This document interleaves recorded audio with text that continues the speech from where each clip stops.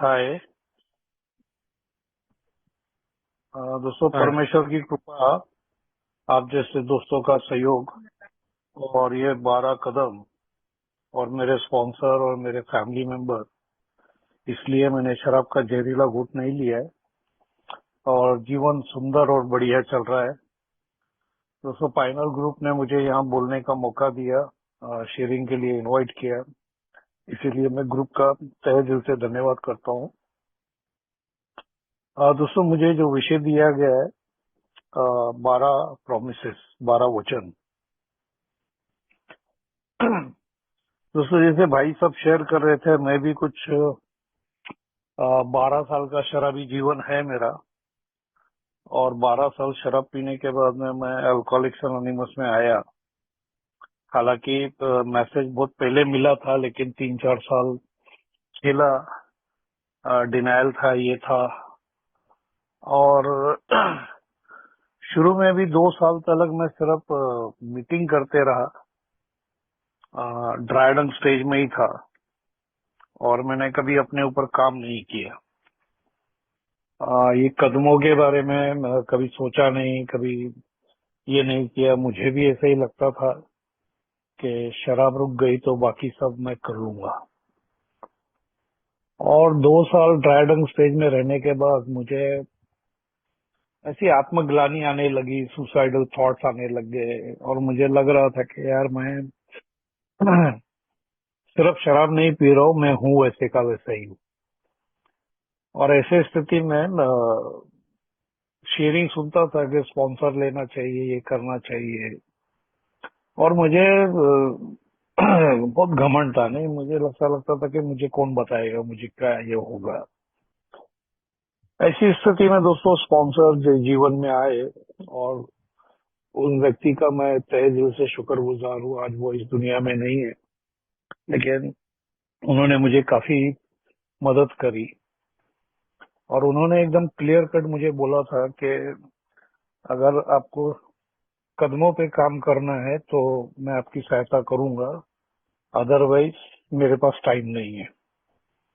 और उन्होंने मुझे एकदम पहले कदम से लिखने को लगाया है। तब तक तो क्या हो गया था, मैं 2 साल, जैसे मैंने कहा कि मैं आके सोबर हो चुका था, बाकी शेयरिंग सुन चुका था, थोड़ा बहुत टूटा फूटा लिटरेचर भी पढ़ चुका था। तो मैं उनसे बहस करने लगा कि पहला कदम कहाँ लिखने का रहता है। तो उन्होंने कहा था कि मैंने आपको पहले ही कहा था कि अगर आपको कदमों पे काम करना है तो मैं आपकी मदद करूंगा, नहीं तो आप देख सकते हो, कोई हो। तो मेरे पास भी दूसरा कोई चारा नहीं था। उस टाइम पे पूना में वैसी स्थिति भी नहीं थी कि जो कदमों पे काम किए करने वाले लोग ज्यादा थे। कुछ गिने चुने लोग थे, लेकिन ये जो मेरे स्पॉन्सर थे, इनके साथ मैं रिलेट कर पा रहा था अपने आप को। और दोस्तों, वहां से वो चालू हुआ। मेरे स्पॉन्सर ने पहले 3 कदम मुझे 3 साल लगाए करने के लिए, और हर किताब में से उनका लिटरेचर पे काफी ये था। और वो लिटरेचर के माध्यम से मुझे वो सब चीज समझाते थे, मुझे जीने को लगाते थे, और उसके वजह से काफी कुछ हुआ। दोस्तों, एक प्रॉमिस तो अल्कोहलिक्स अनोनिमस में आने के बाद जिस क्षण मैं हतबलता अपनी 100% कबूल कर लेता हूँ, तो वहां से ही एक प्रॉमिस मुझे मिल जाता है, और वो प्रॉमिस है शराब पीने के ऑब्सेशन से छुटकारा। 100% अगर मैं हतबलता कबूल करता हूँ और मैं सरेंडर करता हूँ ए की तरफ, तो ऑब्सेशन मेरा निकल जाता है। मतलब जिन बातों को लेकर मैं पहले पीनो को जाता था, वो सब बातें मेरे जीवन में होते हुए भी मेरा मन शराब की तरफ नहीं जाता है। मैं अल्कोहलिक्स अनोनिमस की तरफ, मेंबर की तरफ, या प्रोग्राम की तरफ जाता हूँ। तो ये दोस्तों अनुभव आना तो शुरू के दिनों से ही चालू हो गया था। लेकिन सबसे ज्यादा जो डर था वो यही था कि चौथा कदम कैसे करेंगे, क्योंकि मैंने जो कुछ भी किया है वो सारी बातें अगर मैं किसी के सामने बात करूं या किसी ने पढ़ ली, तो वो मेरे बारे में क्या सोचेगा। तो वो सच में ही जो बोला है ना कि निडर होकर अपना आत्म परीक्षण करना, क्योंकि इतना डर था कि लोग मुझे ठुकराएंगे अगर मुझे जान जाएंगे तो। हम्म? इसको फियर ऑफ रिजेक्शन बोलते हैं, वो काफी हद तक था। तो पहले जैसे मैंने कहा कि 2 साल में ऐसे ही बर्बाद किया, और पहले 2-3 साल पहले 3 कदम को लगाए, और उसके बाद में स्पॉन्सर बोला। तब मैं जाता था मेरे स्पॉन्सर के पास कुछ समस्याएं लेके, और मेरे स्पॉन्सर मुझे बोलते थे, गोपी अभी चौथा कदम का समय आ गया है, अब तुम्हारा इन्वेंटरी लो। और मेरे पास बहुत सारे बहाने रहते थे। तब क्या हो गया था, मैंने रिकवरी में शादी कर ली थी, और मुझे ऐसा लगता था कि अगर मेरे पास्ट लाइफ के बारे में अगर मेरे पत्नी को पता चल गया तो क्या होगा, अगर उसने पढ़ लिया तो क्या होगा, और मैं इस तरीके के बहाने बना रहा था। और स्पॉन्सर भी मुझे पकड़ के ही था, और उन्होंने देखा जब मेरी वाइफ प्रेग्नेंट हुई और वो डिलीवरी के लिए गई, और तब उन्होंने मुझे कहा कि अब अच्छा मौका है, तेरे पत्नी को थोड़ा जल्दी भेज दे, और चाहिए तो थोड़ा देरी से बुला, वैसे भी तेरे आर्थिक हालात कुछ अच्छे नहीं है। तो दोस्तों, वो उस समय पे चौथा कदम मैंने लिखना चालू किया। उसमें भी बहुत सारी स्टोरीज है, लेकिन 3-4 महीने लगे। 3-4 महीने के बाद में मेरा चौथा कदम हो गया था, और उसके बाद में पांचवा कदम मैंने स्पॉन्सर के साथ में समय निकाल कर हम लोग बैठे और वो चर्चा करना चालू किए। और जब मैंने मेरे स्पॉन्सर को मेरा चौथा कदम दिया, तो ऐसे दिल की धड़कनें तेज हो गई थी, और मुझे लगा कि ये आदमी अब इनके नजर में शायद मैं पूरी तरह से गिर जाऊंगा। लेकिन दोस्तों, ऐसा कुछ नहीं हुआ। मैंने एक अनुभव किया कि मेरे स्पॉन्सर के चेहरे पर या उनके बाकी के किसी भी से मुझे कभी भी ऐसा नहीं लगा कि उन्होंने मुझसे तिरस्कार किया, या वो किसी भी तरीके से जजमेंटिव थे। उनके आंखों में एक प्रकार से अनकंडीशनल लव ही था, और जैसे है, और उसके साथ साथ वो अपने भी अनुभव शेयर करते जा रहे थे, तो थोड़ा मैं साथ ही साथ कंफर्टेबल होना चालू हो गया। और दोस्तों, यहाँ से ही मुझे लगता है कि जब पांचवा कदम मैं करना चालू करता हूँ, तो जैसे बिग बुक के अंदर बोला है कि अपने विकास की इस अवस्था अ, में यदि हम लग्नशील है, तो आधी दूरी तय करने से पहले ही हम अचंभित रह जाएंगे। अब पहली बात तो ये है कि जितना मैं डर रहा था कि मुझे किस तरीके का रिस्पांस मिलेगा, क्या होगा, वो स्पॉन्सर के साथ में बातचीत करने के बाद में वो डर कम हो गया। और उसके बाद में मैंने देखा कि 1 हफ्ता 2 हफ्ते मैंने नोट कर रहा था, मैं बोला शायद ये अभी कुछ नहीं बोलेगा, शायद बाद में बोलेगा। लेकिन मैंने देखा कि मेरे स्पॉन्सर मेरे साथ में और करीब आ गए, और वो मेरे से बहुत अच्छे से बात करने लगे मुझसे। पर किसी भी तरीके का वो जो धुतकारने वाली जो बात थी वो नहीं थी। तो वहां से दोस्तों, ये जो मुझे हमेशा से एक डर सताया जाता था बहुत सारा, नहीं? वो धीरे धीरे कम हो जाता है, और वो कमिच हो गया। फिर दूसरी जो बात बोली है यहाँ पर कि हमें एक नई स्वतंत्रता और नई प्रसन्नता का एहसास होगा। क्योंकि मैं शराब से दूर रहने के बाद में भी ना आत्म करुणा से बहुत पीड़ित था मैं।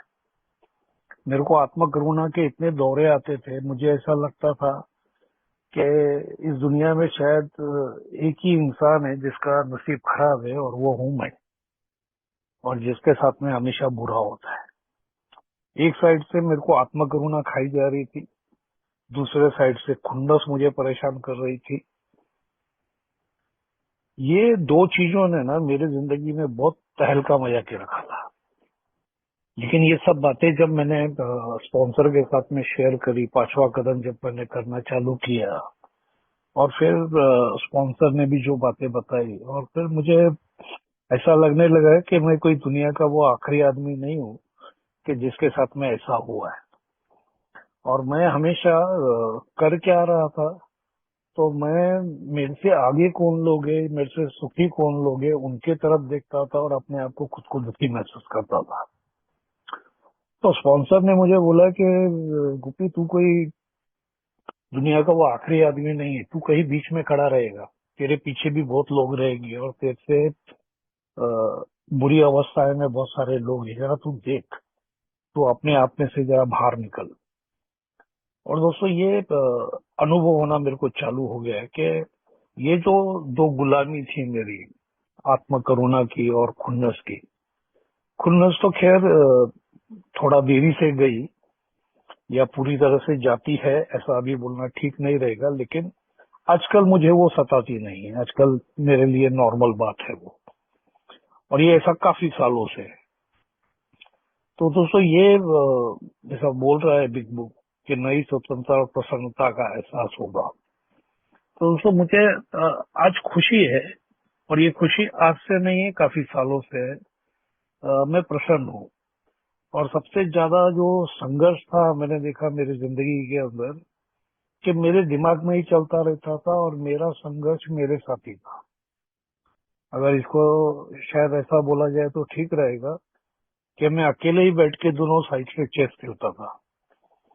और अब इसमें तो कब मेरी जीत होनी है ना, तो हो ही नहीं सकता था।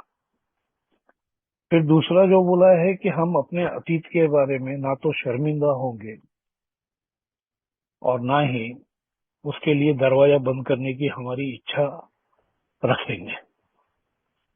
अब दोस्तों कैसा है कि मैं जब शराब पी रहा था तो मेरी जिंदगी में बहुत सारे बुरे बुरे कांड हुए। मैं जेल गया, मैंने चोरियां की, मुझे रास्ते पे पकड़ के पब्लिक ने मारा है,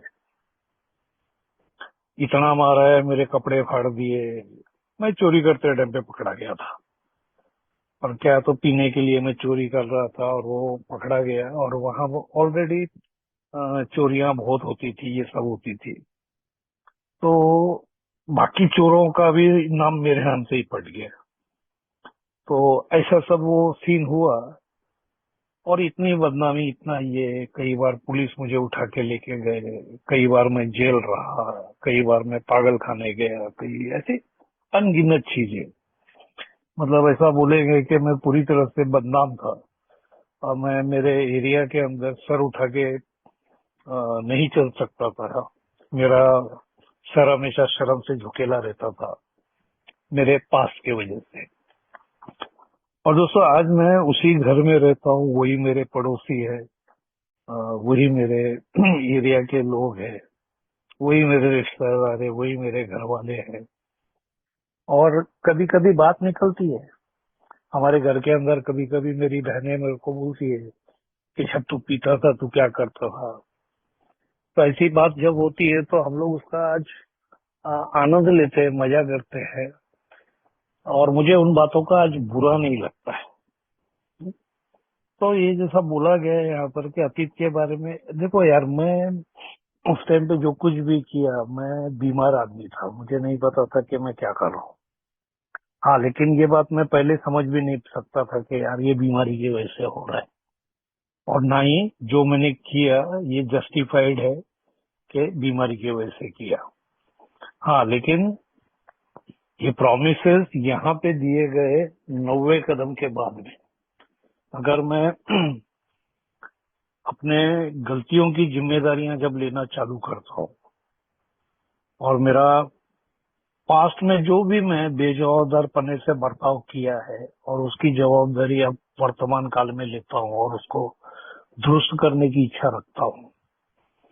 जैसे कि मेरे ख्याल से बिग बुक के अंदर ही, इसी के अंदर चौथे कदम के बारे में जब लिखा गया है, खास करके सेक्स के बारे में, जहाँ पे ऐसा बोला गया है कि हमने अपने बर्ताव से दूसरों को जो दुखाया है या दूसरों को दुखाने वाला अगर बर्ताव हमने नहीं बदला, या फिर हम अपने किए पे शर्मिंदा है, तो हमें माफी और नसीहत दी जाएगी।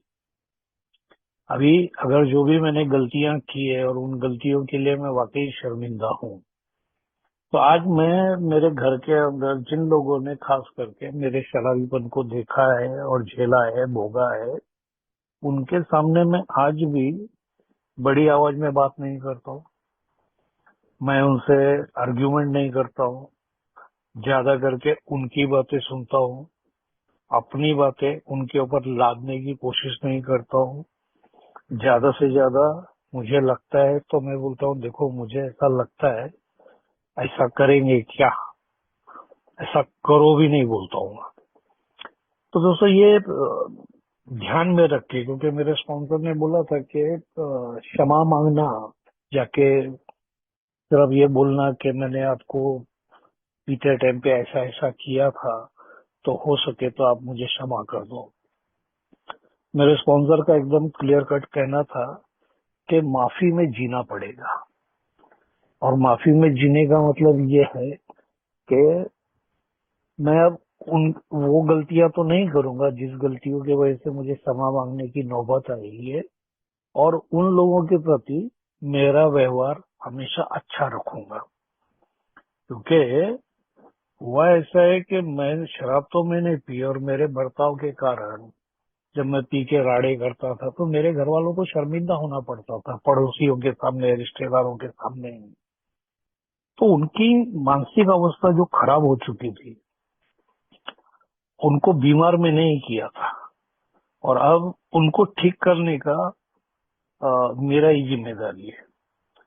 तो मुझे माफी में जीना पड़ेगा, सिर्फ सॉरी बोल के नहीं चलेगा, या फिर इस तरीके से बात करके नहीं चलेगा, ठीक है ना तुम्हारा नुकसान किया था तो मैंने भर दिया, इस तरीके का मेरा एटीट्यूड नहीं रहना चाहिए। और दोस्तों ये मैंने जब करना चालू किया, और मैं आज भी वही करता हूँ। खास करके अभी मेरे जीवन में बाकी के लोग तो नहीं रहे, क्योंकि अभी क्या है, मेरा भी उम्र हो गया है, सोब्राइटी भी ज्यादा हो गया है, तो बहुत सारे लोग दुनिया से चले गए। हाँ, लेकिन अ, परमेश्वर ने मुझे काफी मौका दिया। जिन लोगों को मैंने शराब पी के परेशान किया था, या बिना शराब पी के भी परेशान किया था, जैसे मैं ड्राई रन स्टेज में था, तो भगवान ने मुझे उनको, उनका सेवा करने का, उनके लिए उपयुक्त साबित होने का मौका दिया। और मैं देखा कि जितने भी लोग थे वो आखिरी आखिरी में मेरे साथ में कंफर्टेबल थे, मेरे साथ में खुश थे, और मेरे साथ में वो लोगों ने बहुत अच्छे से बातें की। उनको कभी भी कुछ भी चाहिए, कुछ भी चीज की जरूरत रही, तो वो बाकी किसी को नहीं बोलते थे, मुझे ही बुलाते थे। और मैं ये समझता हूँ कि परमेश्वर ने ये मेरे को मौका दिया। नहीं? तो आज मैंने जो भी गलतियां की है, तो जैसे डॉक्टर बॉब ने या बिल साहब ने लिखा हुआ है उनके स्टोरी में कि मेरा अतीत कितना ही बुरा क्यों ना हो, तो अब मैं मेरे अतीत के ऊपर किसी भी तरीके का पर्दा नहीं डालूंगा, और ना ही अभी शर्मिंदा होने की जरूरत है। क्योंकि मैं एक्चुअल में ऐसा करना तो नहीं चाहता था, लेकिन ये हुआ। हाँ, हो सकता है कि कुछ चीजें मैंने जानबूझ के भी की उस टाइम पे, लेकिन अब रिकवरी में आने के बाद में मैं सबसे पहले स्वार्थी बने पे काम किया। कि जैसे अपने बिग बुक में जो बोला गया है कि हर कोई अभी ऐसा अभिनेता बनना चाहता है जो पूरा नाटक अपने बलबूते पर प्रस्तुत करता है। तो जो जिंदगी का जो मैं डायरेक्टर बनना चाहता था, और जैसे ही बिग बुक में बोला है कि अब हमारे जीवन का डायरेक्टर ऊपर वाला है, वो मैंने प्रैक्टिस करना चालू किया।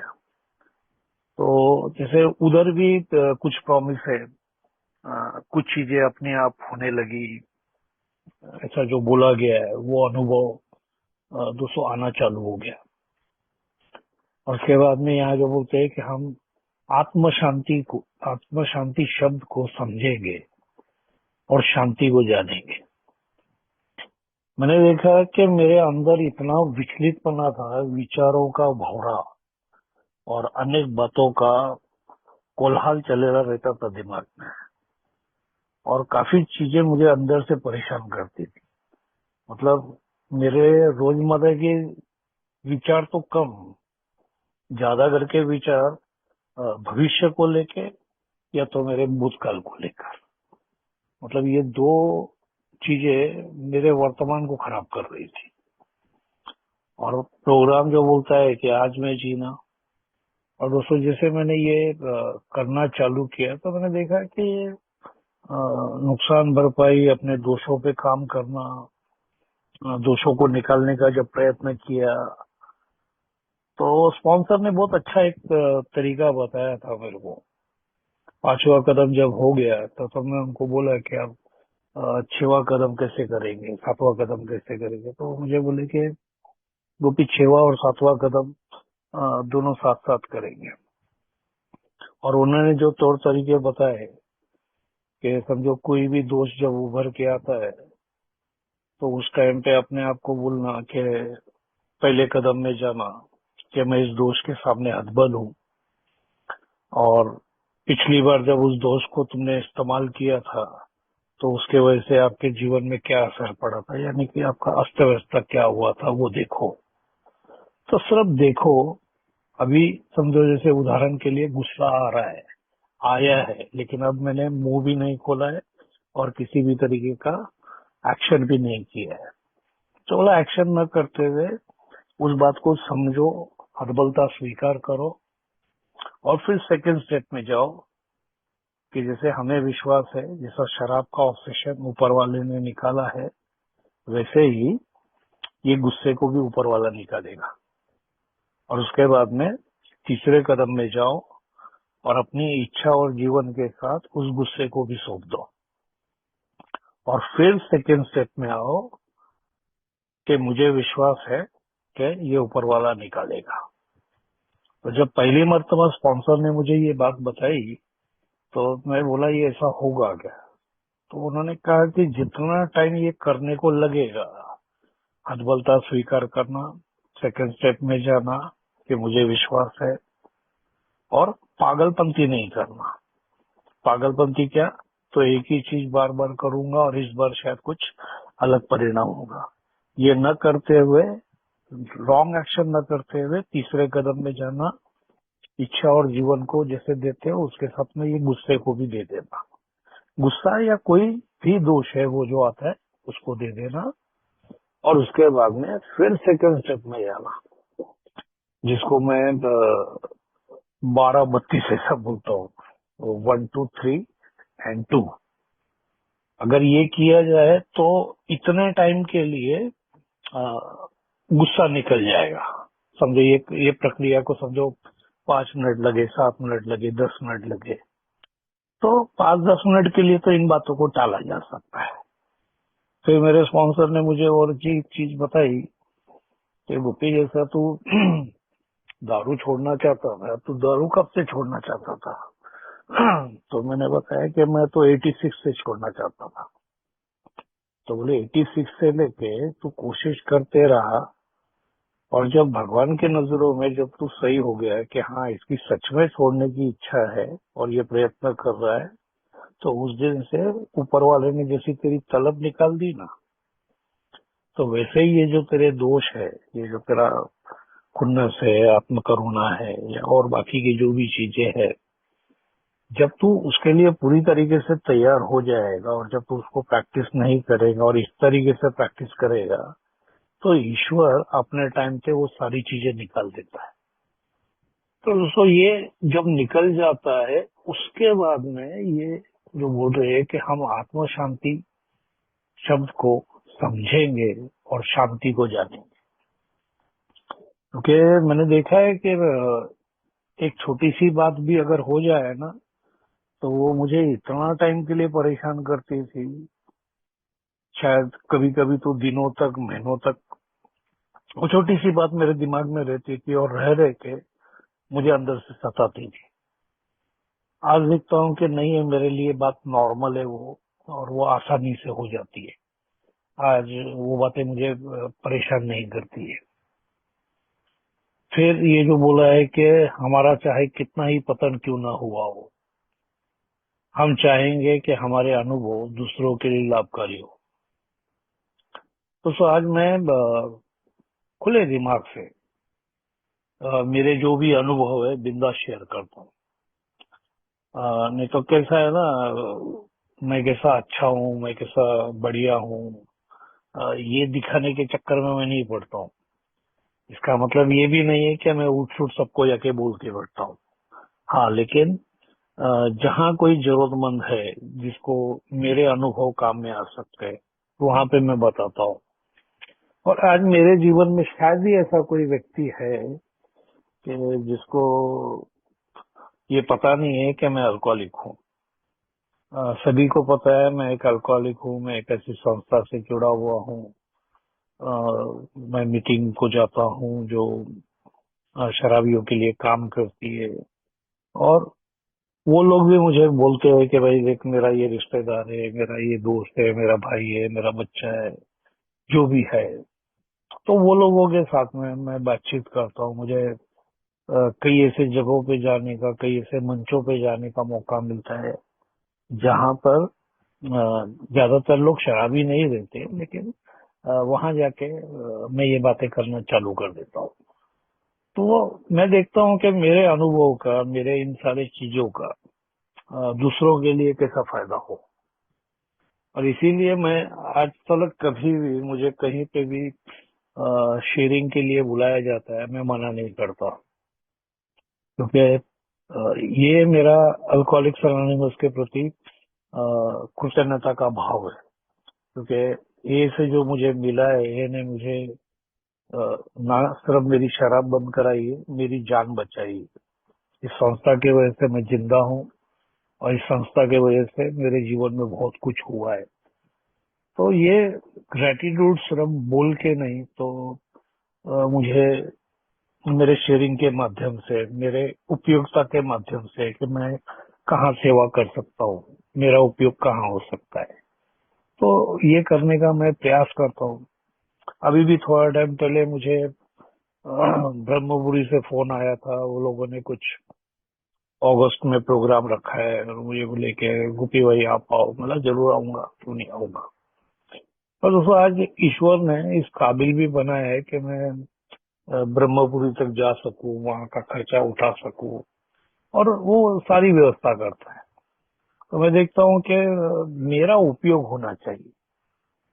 बेवड़ा कैसा है ना, एक नंबर का स्वार्थी है, वो दूसरों का उपयोग करके लेने वाला है। तो यहाँ पर मामला ही उल्टा हो जाता है, और ये कार्यक्रम बहुत बढ़िया तरीके से काम करता है। तो हमारे अनुभव दूसरों के लिए लाभकारी हो, व्यर्थता और आत्मदया की भावना मिट जाएगी। कि ये जो था ना मेरे अंदर कि मैं यार एकदम निकम्मा नाकारा आदमी हूँ, मैं यूजलेस हूँ, मैं एकदम गॉन केस हूँ। मैं तब, मेरा शुरू में तो यही भाव था यार, क्या मैं काय को पैदा हुआ और काय को जिया और काय को पिया, और अभी सोबर होके भी कुछ फायदा नहीं। ऐसा भी सभी कुछ साल तक रहा। लेकिन मैंने देखा कि यार कुछ मीटिंगों में मैंने जब शेयरिंग किया, तो कोई भाई आके मेरे को हाथ मिलाया, मेरे को बोला यार कुपी भाई, मेरे को आपसे बात करने का है। आपने ये जो बताया ना, ये जो ऐसा हुआ, तो थोड़ा थोड़ा दोस्तों अच्छा लगने लगा कि नहीं यार, मैं निकम्मा नाकारा नहीं हूँ। मेरे अनुभव किसी के काम में आ सकते हैं, मेरी बातें किसी को पसंद आती है। तो व्यर्थता नहीं है। और आत्मदया का तो मैंने पहले ही कहा कि वो जो मेरा सबसे भयानक प्रॉब्लम था, तो वो मिट जाता है। और फिर ये जो बोला गया है आगे कि स्वार्थी कार्यों में रुचि घट जाएगी। कि मैं देखता हूँ कि मैं जब आया था अल्कोहलिक्स अनोनिमस में, या मैं पहले जब जिंदगी जी रहा था, इवन ए में आने के बाद भी, ए में आने से पहले भी, या शराब पीने से पहले भी, मैं ऐसी दुनिया में रहता था जहाँ की लोक संख्या सिर्फ एक थी, और वो था मैं। मुझे लेना देना नहीं किसी के साथ में, मेरा ही सिर्फ मतलब। मैं हर आदमी को सीढ़ी की तरह वापरता था और बाजू में करता था।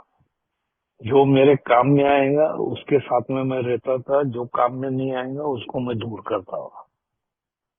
अब जब मैं ये ऐसा कर रहा हूँ तो लोगों को भी समझ में आ रहा था, और इसी का परिणाम स्वरूप क्या हो गया था, तो जिंदगी में मैं आखिरी में अकेला ही पड़ गया था। मेरे साथ में कोई था नहीं सिवाय मेरे घर वालों को। अभी वो बेचारे मुझे पूरी तरीके से नकार नहीं सकते, पूरी तरीके से टाल नहीं सकते, तो उनकी भी बेचारी की मजबूरी थी, तो इसलिए थे। अभी माँ बाप बोलते थे अभी क्या करें, हमने ही पैदा किया है, तो मैं आखिर उनका ही बेटा था। तो वो रिश्ता जो था वो एक जबरदस्ती का रिश्ता था, उसको कोई अर्थ नहीं था। लेकिन आज मैं देखता हूँ कि मेरे परिवार के लोगों को जब कोई उनके कोई फ्रेंड या हमारे कोई रिश्तेदार आते हैं और जब बात निकलती है तो वो मेरे बारे में जरा गर्व महसूस करते हैं, उन्हें जरा फक्र महसूस होता है कि नहीं, ठीक है, निकम्मा नालायक था, लेकिन आज जरा बहुत बढ़िया है और बहुत अच्छे तरीके से ये कर रहा है। तो वो मेरे साथ कंफर्टेबल है, मेरे साथ खुश है। और आज उनको दिखाई देता है साफ साफ, नहीं कि मेरे अंदर वो स्वार्थीपना नहीं है। और ये स्वार्थीपना भी दोस्तों एक ऐसा फन है जो नाक की तरह कभी भी आ सकता है, खुन्नस कभी भी आ सकती है, डर कभी भी आ सकता है, क्योंकि बीमारी परमानेंट है। ठीक है, ये वचन मुझे मिले हैं, आज ये मेरे जीवन में है, और ये सिर्फ इसलिए है क्योंकि मैं प्रोग्राम पे काम कर रहा हूँ। और अगर मैंने ये समझो मुझे प्रोमिसेस मिल गए तो अभी क्या खत्म हो गया और मैंने छोड़ दिया, तो शायद मेरी बीमारी फिर मेरे को अपने जकड़ में लेने की संभावना है। तो स्वार्थीपन दूर हो जाएगा, जीवन के प्रति हमारा रवैया और दृष्टिकोण पूरी तरह से बदल जाएगा। तो ये रवैया हर चीज में और दृष्टिकोण हर चीज में। मेरा इतना नकारात्मक दृष्टिकोण था, लेकिन आज वो दृष्टिकोण सकारात्मकता में बदल गया है। एक उदाहरण देना चाहूंगा मैं, सिर्फ ये उदाहरण खाली, लेकिन आज वो मेरे ऐसा, मैं देखता हूँ कि मैं ऐसा था। एक आदमी एक रास्ते से जा रहा था और उसने देखा कि एक आदमी रास्ते पे पत्थर तोड़ रहा है।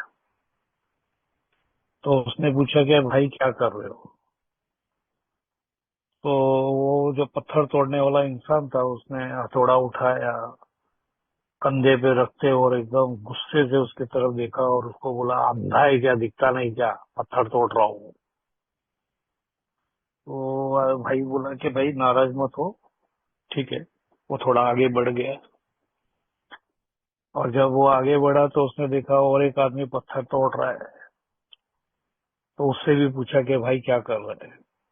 तो भाई बोला, हथौड़ा उठा के कंधे पे रखा और एकदम छोटा सा करके और पेट की तरफ हाथ लगा के, कि पापी पेट का सवाल है, गरीबी हालत है, घर में छोटे छोटे बच्चे हैं,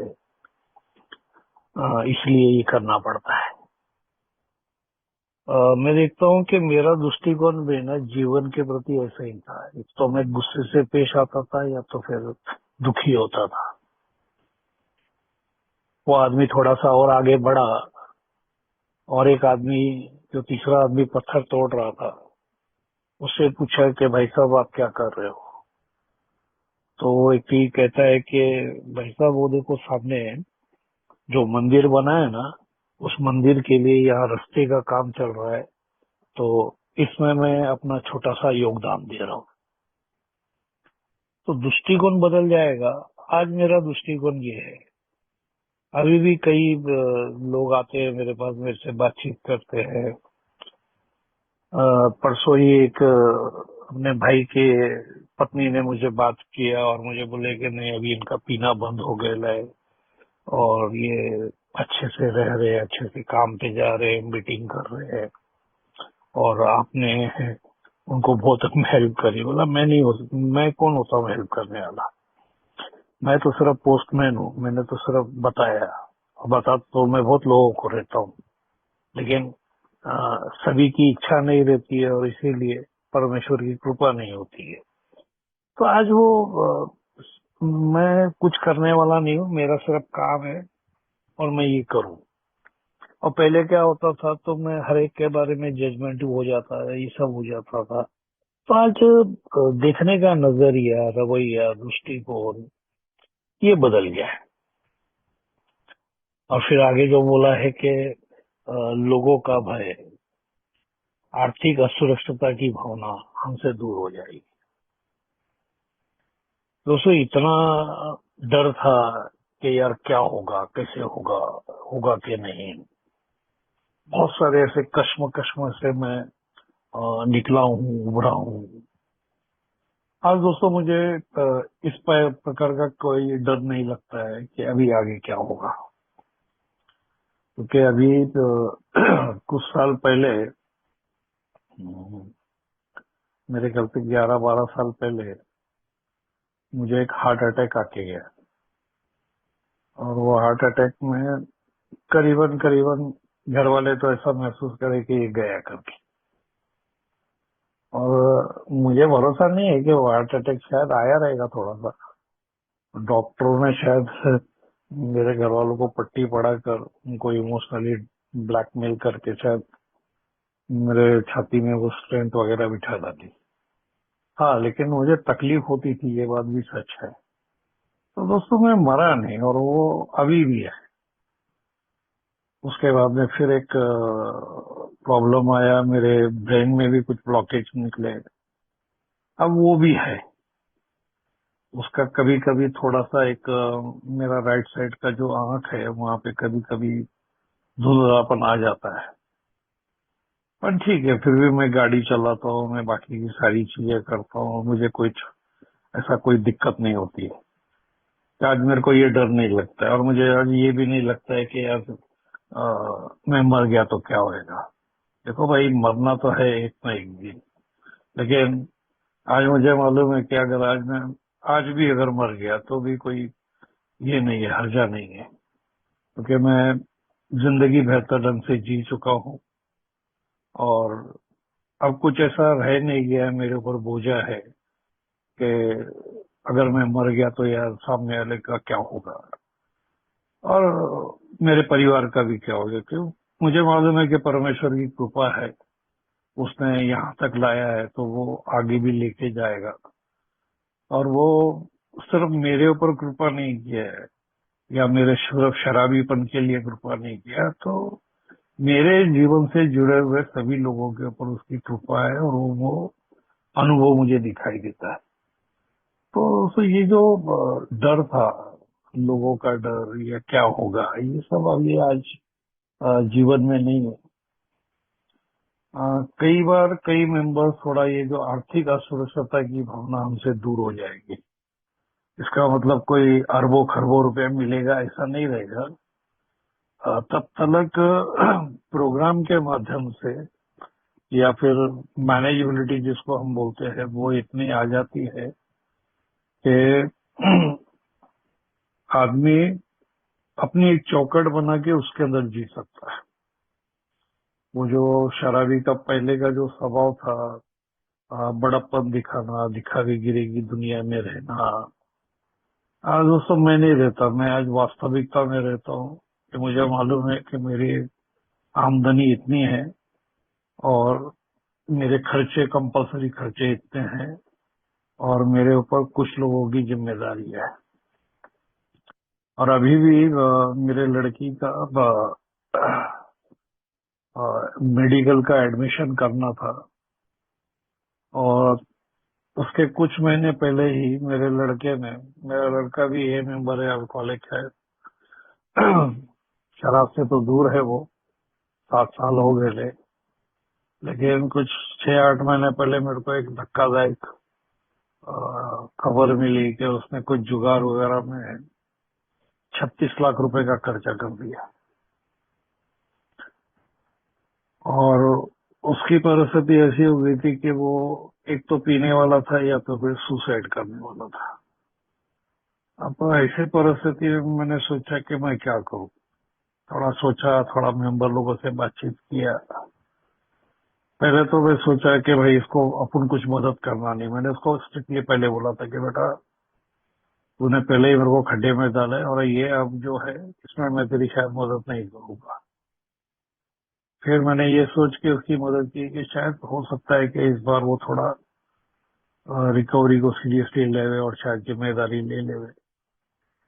तो मैंने इधर उधर से करके मेरे कुछ प्रॉपर्टी को मॉर्गेज रख के उसको ये की है। तो अभी एक वो कर्जा आ गया है, फिर अब वो उतने में लड़की का एडमिशन का निकला है और उसका काफी पैसा है, और वो पैसे मेरे पास नहीं है, लेकिन मुझे मालूम है ये हो जाएगा। तो पहले बात चल रही थी एमबीबीएस करेंगे, फिर मैं उसको बोला देख बेटा हमारे पास एमबीबीएस के लिए इतना 1-1.5 करोड़ का तो नहीं हो सकता है। अगर लड़के ने नहीं भी किया रहता तो भी इतनी अमाउंट का नहीं हो सकता था। तो बोला बेटा बीएमएस का देख। तो वहां गए तो वहां नहीं होता है, कुछ और इशू थे, वो स्कोर नहीं बैठ रहे थे। तो फाइनली ये तय हुआ कि अभी वो डेंटल का करेगी, और अभी मेरे पास 1 साल का समय है, और ईयरली कुछ 6.5 लाख रुपया ऐसा भरना पड़ेगा 4 साल के लिए। और मेरे को लगता है कि उतना वो मैनेज हो जाएगा, या भगवान कहीं ना कहीं से परिस्थितियां खड़ी कर देगा, जिससे वो चिंता का विषय नहीं है कि आज मैं वो कि कैसे होगा क्या होगा, फिर इसको ये कर क्या करेंगे, ऐसी वो परेशानी नहीं है। तो मेरे को लगता है ऐसा कि ये जो यहाँ पे हमें हमारा बोल रहा है कि आर्थिक असुरक्षता की भावना हमसे दूर हो जाएगी।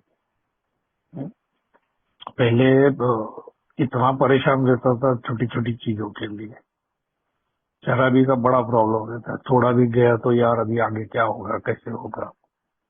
अगर मैंने अपने ऊपर अच्छे तरीके से काम किया है और वो परमेश्वर देख रहा है, बाकी कोई देख रहा है या नहीं देख रहा है, मैं देख रहा हूँ और परमेश्वर देख रहा है, और मैं ईमानदारी से कर रहा हूँ, तो निश्चित ये भाव आता है कि आगे भी कुछ नहीं होगा, आर्थिक सुरक्षित रहने वाली है।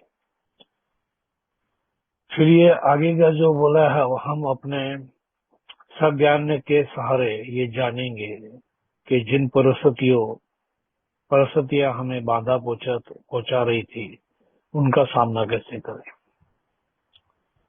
तो से ये जो कई बार द्विधा मनस्थिति हो जाती है कि यार ऐसा हो गया तो क्या करेंगे, वैसा हो गया तो क्या करेंगे। पिछले कई सालों से ऐसा बोलना शायद ठीक रहेगा कि 20 सालों से ऐसा कुछ हुआ नहीं है कि जहाँ पे मैं आके अटक गया हूँ और मुझे समझ में नहीं आ रहा है। हाँ, आई परिस्थितियां, कुछ कुछ परिस्थितियां ऐसी आई, लेकिन उसके साथ समाधान भी आया।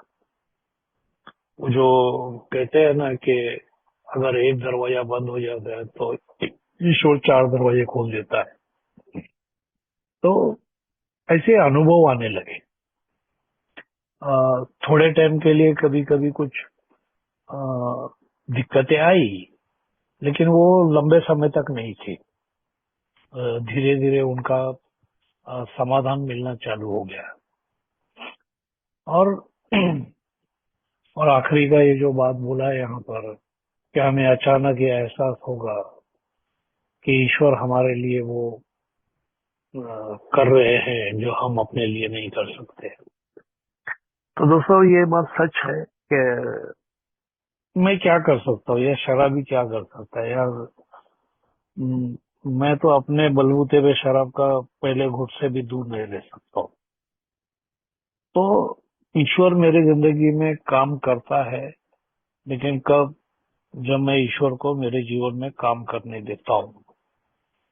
तो दोस्तों ये ऐसे प्रोमिसेस मेरी जिंदगी के अंदर पूरे हुए हैं, और भी बहुत सारे प्रोमिसेस है, और भी बहुत सारी बातें हैं। आज बहुत सारे जगहों पर जो मैं डिटैचमेंट जीवन जीता हूँ। मैं तो कैसा है, मैं हमेशा बहुत सारी चीजों में अटका हुआ रहता था। भौतिक चीजों में, बाकी की चीजों में, ये ऐसा होना चाहिए वो ऐसा होना चाहिए। आज ऐसा नहीं है, जो जैसा है चल रहा है चलने दो। मेरे हाथ में क्या है करने का। और हर जगह मैं ये ढूंढने की कोशिश करता हूँ कि इस परिस्थिति में अगर परमेश्वर रहता था तो वो क्या करता था। तो दोस्तों ये जब हर घटना में या हर परिस्थिति में या हर द्विधा अवस्था में रहता था, तो मुझे उसका उत्तर मिल जाता है कि परमेश्वर कभी भी रॉन्ग एक्शन तो नहीं करवाएगा मुझे। और परमेश्वर की इच्छा क्या है? तो परमेश्वर की इच्छा है जियो और जीने दो, प्रोग्राम पे काम करो, और एक उपयुक्त जीवन जियो। कि आज का दिन जो दिया है, सुबह होने से लेकर रात को सोने तक मैं क्या क्या कर सकता हूँ, मेरा उपयोग कहाँ कहाँ हो सकता है, किन किन मामलों में हो सकता है, वो करने का मैं प्रयास करता हूँ दोस्तों। तो एक उपयुक्त जीवन जिसको बोलते हैं ना, कि मेरा उपयोग मेरे काम पे भी होना चाहिए, मेरे घर पे भी होना चाहिए, समाज के लिए भी होना चाहिए। और ये सब करने की वजह से मुझे काफी सालों से कोई ऐसा बोलने जैसी दिक्कत नहीं आई हुई। हाँ, एक जो अभी मैंने आपसे शेयर करी कि लड़के का वो प्रॉब्लम आ गया था, पर ठीक है, लेकिन उसके लिए भी मैं कोई बहुत ज्यादा डिस्टर्ब हुआ या ये हुआ, या जब मेरे लड़के का जब अल्कोहलिज्म चल रहा था तो उसने काफी कुछ नुकसान किया। परसों ही एक मेंबर मेरे को बोल रहा था कि क्या गोपी भाई, आपके लड़के ने आपको कम से कम 1 CR के लिए तो डुबाया रहेगा ना। बोला यार छोड़ो यार, वो क्या लेके बैठे हो, वो प्रोसेस है, वो प्रोसेस में जाता है हर कोई। वो भी क्या जान के नहीं कर रहा है, उसको भी वो बीमारी हो गई जो हमको हो गई है। मैं थोड़ा सा दुर्दैवी प्राणी था कि मेरे पिताजी के पास पैसे नहीं थे, तो मैं ज्यादा वो नहीं कर पाया। अब उसके पास है तो उसने किया। तो अब जो था और जितना मेरे नसीब में है वो मुझे मिल के रहेगा। तो हर जगह पे एक एक ये प्रॉमिस है मेरे ख्याल से, कि ये इसमें नहीं लिखा है लेकिन मैं बोल रहा हूँ कि एक सकारात्मक अप्रोच हर चीज के तरफ। और दोस्तों ये यही यहाँ पे एक बिग बुक में आगे बोलते हैं, क्या ये वादे बड़ा चार अगर किए गए तो हम ऐसा नहीं समझते। हमारे लिए ये सारे वादे पूरे हो रहे हैं, कभी जल्दी कभी धीरे धीरे से, ये हमेशा ही पूरे होते हैं यदि हम उनके लिए काम करें तो। जब मैं नया आया था तब मेरे को भी ऐसा ही लगता था, अभी जो भाई थोड़ा टाइम पहले बात कर रहे थे कि यार ये होगा क्या, कितनी बड़ी बात है, पॉसिबल है क्या। इवन जब वो आर्थिकता का बात में पढ़ा था तो बोला शायद पैसे मिल जाएंगे, बहुत सारे प्रॉब्लम सॉल्व हो जाएंगे। नहीं, पैसे मिलेंगे लेकिन तुझे मेहनत करके ही कमाने पड़ेंगे।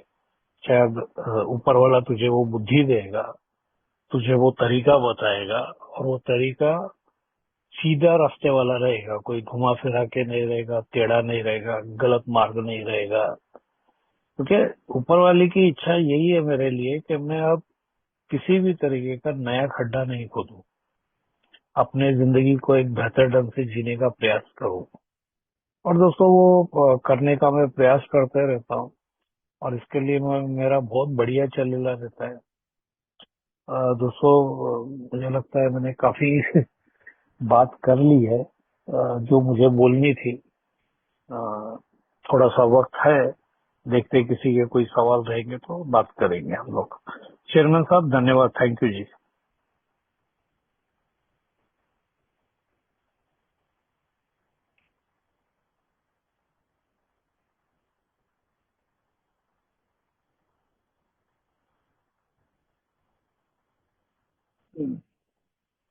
कृपया ध्यान दें।